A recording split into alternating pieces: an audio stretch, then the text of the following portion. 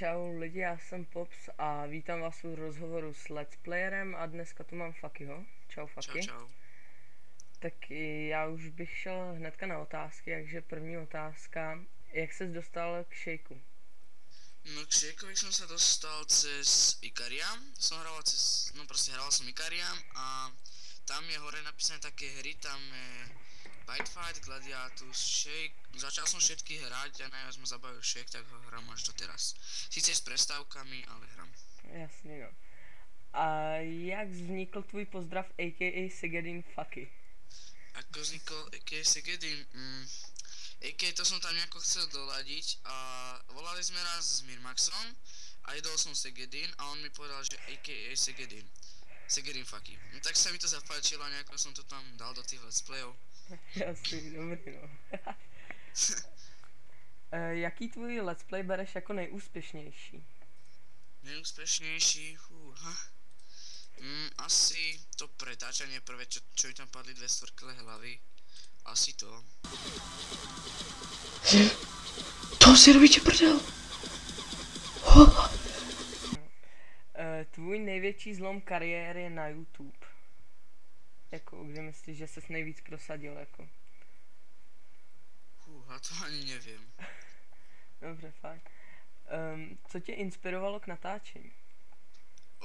Čo ma inšpiroval, pozeral som sa na Nitusa, na Forexinka.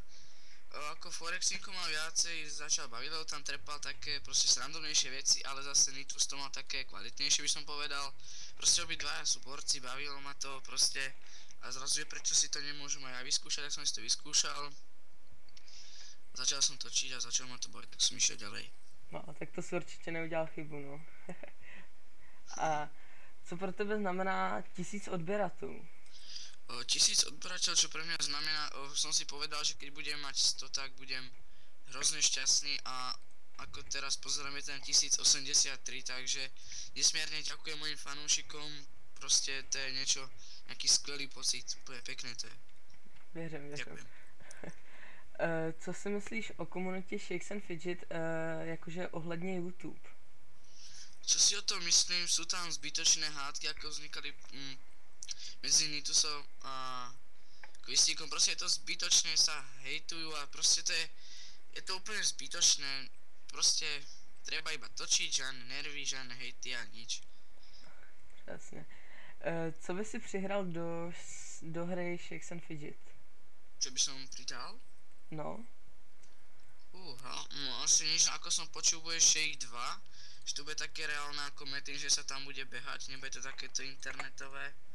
Tak si vyskúšam aj to, ale normálne na Shakeovi na tomto internetom by som asi nič nedal. Jasně. Proste sa mi páčia hry také, aké aj sú, než nejaké vylepšenia sú v tom a tak. Jasný. Chtěl by si natáčet z nějakých jiných her, než je ten Shakes? Jo, to aj budem, napríklad, ja neviem, Minecraft a takéto Amnézia, Mafia aj... Slúbil som za tých 1000 odberateľov, teraz bude video z Slendermana a potom to ďalej pôjde, uvidíme. Tvůj cíl ve hře nebo v natáčení? Ja cieľ nemám, ja proste to len dojdem, natočím, ja to robím všetko pre fanúšikov. Jasný. Hele, já bych řekl, že to by pro první stačilo. Je to 10 otázek přesně. Takže já bych ti chtěl hrozně moc poděkovat, že jsi přijal moji pozvánku do prvního rozhovoru. Přeju ti hodně štěstí a úspěchu v natáčení teda. Ďakujem.